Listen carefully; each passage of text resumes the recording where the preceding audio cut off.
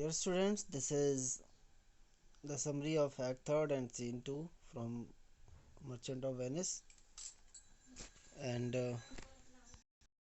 setting is Belmont, a room in Portia's house, and characters are Bassanio, Portia, Nerissa, Graciano, and all other attendants.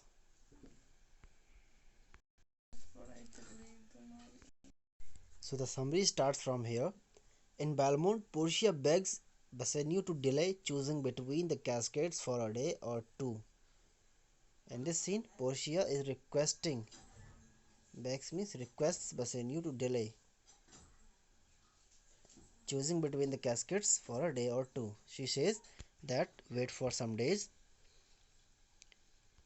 If Bassanio chooses incorrectly, Portia reasons she will lose his company, and Portia requests Bassanio to avoid the selection for a day or two because she's afraid of losing Bassanio's company. As I told in the explanation also, explanation में भी मैंने बताया था कि Portia क्यों चाहती थी कि बेसेनियो कुछ दिन सिलेक्शन ना करे, क्योंकि अगर वो हार जाता है तो उसे तुरंत वहाँ से लीव करना पड़ेगा, जाना पड़ेगा. Bassanio insists that he make his choice now to avoid prolonging the torment of living without Portia as his wife. And Bassanio insist करता है, यानी वो इस बात पे जोर डालता है कि वो अभी चॉइस उसे करना ही करना है, क्योंकि वो अवॉइड करना चाहता था prolonging torment.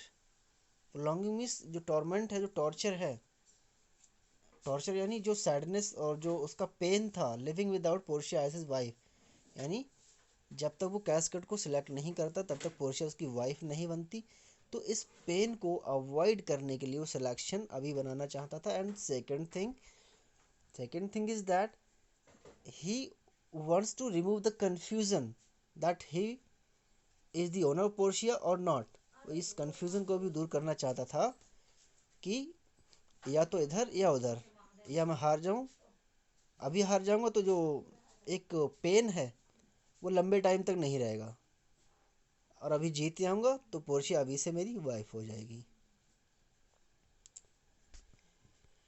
Portia orders that music be played while her love makes his choice, and she compares Bassanio to the Greek hero and demigod Hercules. So Portia orders her musicians to play the music, and she compares Bassanio to Greek hero and demigod Hercules.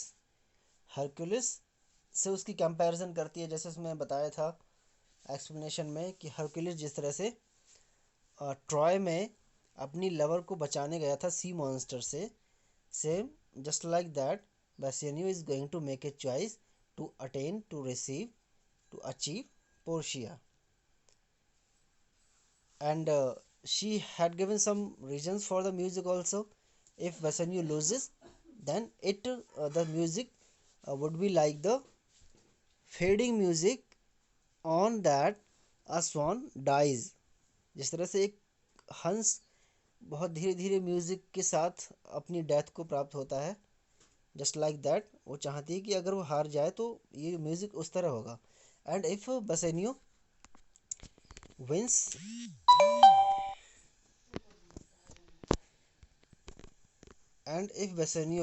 then what, the music would be like a welcoming music just like before a prince. जैसे एक नए राजकुमार के आगे लोग झुकते हैं, trumpets बजते हैं, तो अगर बसेनियो जीतेगा तो म्यूजिक उसकी तरह होगा.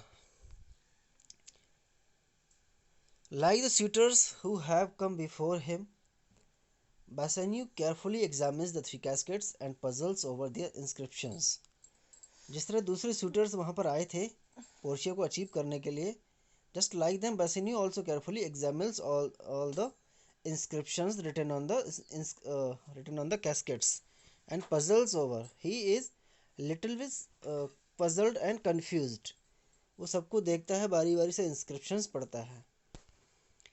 He rejects the gold casket, saying that the world is still deceived with ornament. And he says that the world is deceived by ornament यानी जो सोने की चमक दमक है या जो दिखावटी दुनिया है, शो ऑफ की दुनिया है, उससे लोग जल्दी धोखा खाते हैं. So he rejects the gold casket. So this is an answer also for your question. When the question comes why Bassanio rejects the golden casket, so he gives a reason that the world is deceived by the brightness of ornament, while the silver he deems a pale and common drudge. While the silver he deems a pale and common drudge. Pale is yellow, but silver is not yellow, that is colorless. So here the meaning of pale will be colorless or dull. And common drudge. Common drudge means a very common metal used as coins for transactions, for business. Twin man and man, as I told you before, twin is between. What is this? Between. Man and man means silver is a metal of coinage which changes hands, means जो लोगों के हाथ बदलती रहती है, जो किसी एक इंसान के पास रुककर नहीं रहता है. So he rejects the silver casket. You see in the summary there are answers given, so you have to understand very well. After much debate, Bassanio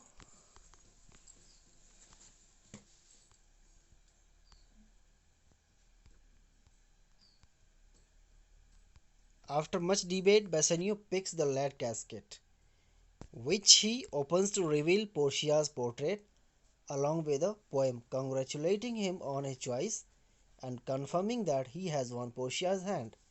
And after so much debate, यानी बहुत कुछ सोचने विचारने की समझने के बाद Bassanio lead casket को open करता है, जहां उसे पोर्शिया का पोर्ट्रेट मिलता है. And along with there was a scroll of paper and there was poem on that which was congratulating Bassanio, जिस पर कंग्रेचुलेशंस लिखी हुई थी उसके लिए एक पोएम के थ्रू. और उस लेटर से कंफर्म हुआ था कि बेसेनियो पोर्शिया को विन कर चुका है, जीत चुका है. The happy couple promises one another love and devotion, and Portia gives Bassanio a ring that he must never part with, as his removal of it will signify the end of his love for her. And both of the lovers, जो दोनों lovers होते हैं, जो couple होता है, वो promise करते हैं एक दूसरे के लिए लव और डिवोशन का, कि एक दूसरे के प्रति वफादार रहेंगे, एक दूसरे को लव करेंगे. And Portia as a token of her love gives Bassanio her ring, and she takes promise that Bassanio will never be apart with the ring, कि वो कभी भी अंगूठी अपने आप से अलग नहीं करेगा. और ये माना जाएगा कि अगर वो रिंग को रिमूव करेगा तो ये सिग्निफाई करेगा कि उसका लव ख़त्म हो गया है उसके लिए. Nerissa and Graciano congratulated them and confessed that they too have fallen in love with another. And after that Nerissa and Graciano both congratulate the couple, और वो कन्फेस भी करते हैं कि आपस में ग्रेशियानो और नेरिसा भी एक दूसरे को लाइक करते हैं, लव करते हैं. They suggest a double wedding, and they suggest that there should be a double wedding, a wedding of Portia and Bassanio and another wedding of Graciano and Nerissa. Lorenzo and Jessica arrive in the midst of this rejoicing, and जब दोनों तरफ से दोनों की बातें हो जाती हैं, ग्रेशियानो नेरिसा की भी, बेसानियो पोर्शिया की भी, और एक खुशी का माहौल होता है. And just at the moment उस खुशी के माहौल में बैड न्यूज़ आ जाती है. Lorenzo and Jessica arrive in the midst of this rejoicing along with Salarino. But this is not Salarino, it was Salario. It was Salario. And my dear students, it was Salario, not Salarino, who gives a letter to Bassanio. In the letter, Antonio writes that all of his ships are lost. Antonio clearly writes to Bassanio that all his ships are lost and that Shylock plans to collect his pound of flesh. And he tells Bassanio that Shylock has decided to take the penalty as mentioned in the bond. The news provokes a fit of guilt in Bassanio. Fit of guilt provokes a fit of guilt means Bassanio अपने आप को guilty feel करने लगता है जब उसे ये bad news सुनने को मिलती है, which in turn prompts Portia to offer to pay 20 times the सम। और इसकी वजह से पोर्शिया को प्रॉम्प्ट मिलता है यानी डायरेक्शन मिलता है। पोर्शिया अपने आप में सोचती है कि बेसेनियो के गिल्ट को दूर करने के लिए उस अमाउंट का, उस सम का 20 गुना दिया जाए, 20 times. Jessica, however, worries that her father is more interested in revenge than in money, and Jessica makes clear that Shylock will take money and not Shylock will not take the money, but he will take revenge in the form of 1 pound of flesh. Bassanio reads out loud the letter from Antonio, who asks only for a brief reunion before he dies, and on the request of Portia, Bassanio reads the letter again, and in the letter it was written Antonio wanted to meet Bassanio only after his death, only before his death. Antonio सिर्फ एक बार अपनी death से पहले Bassanio से मिलना चाहता था, उस लेटर में ये लिखा हुआ था।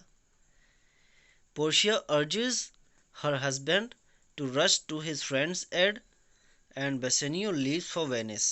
तो पोर्शिया अर्ज करती है, उसे रिक्वेस्ट करती है अपने हस्बैंड से कि अपने फ्रेंड की एड के लिए जाएं, हेल्प के लिए जाएं, and then Bassanio leaves for Venice along with Gratiano, and then this scene finishes.